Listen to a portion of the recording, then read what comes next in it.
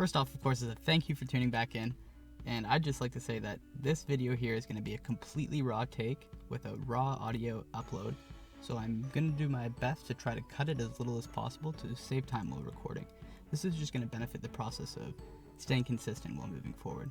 The first exercise completed in this video is a set of barbell rows done with just the bar, and when completed, the range of the exercise is taken to quite a drastic measure.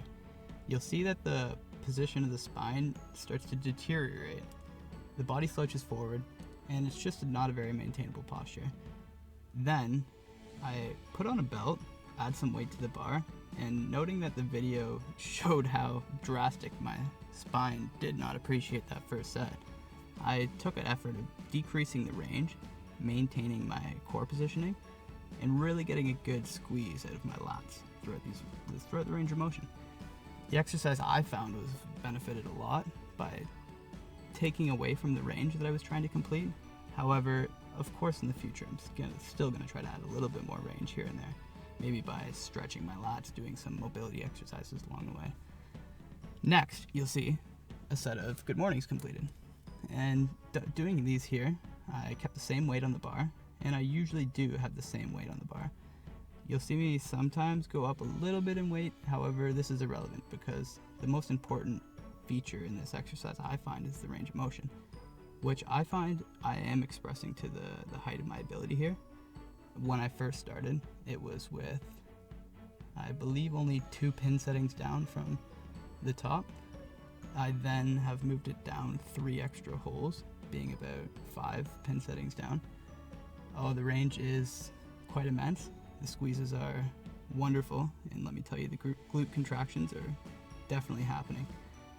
I only fear that going any deeper will force my knees to flex a little bit more.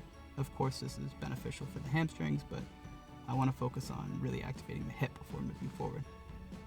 And next, you'll see an overhead press. This overhead press is done with, at first, no weight on the bar, just to warm up the shoulders going through the ranges of motion. I believe for a repetition count of about 8 with no weight. As I started to build the weight up, I started to decrease the repetitions that were completed. I put about 125 on each side, which is amounting to 95 pounds. And with the total weight, I did 4 sets of 5 repetitions. Of course, not any PRs happening on this exercise, none happening in this workout. Just gradual progression, just gradual overload. And all this isn't for nothing, because if you're consistent, if you measure your practice, measure your approach, it's not going to be all for nothing. Take your time, document your progression, and just see where you get to.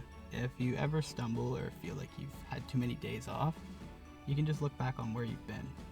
Start from there and start fresh at building a new cycle and progressing where you can. Next exercise is a set of tricep extensions. These tricep extensions are in the formation of a skull crusher, some call them, completed with dumbbells, and with a new extra range that I haven't much been playing with as often. I just noted it in an exercise video, and I found it quite beneficial. I used to just keep my shoulders in a set position, not allowing for any extra flexion of the shoulder girdle. However, you can see here that instead of just my elbow bending, I've added a bit more shoulder range. It's really added to the stretch, and after the workout, I could definitely feel a tightening effect in my triceps that wasn't felt through prior usage of skull crusher exercises. I'll keep you posted, keep you guys along for the journey. Thank you again for tuning in, and I'll see you next time. As always, eat your food, invest your time, and take care, fellow gainers.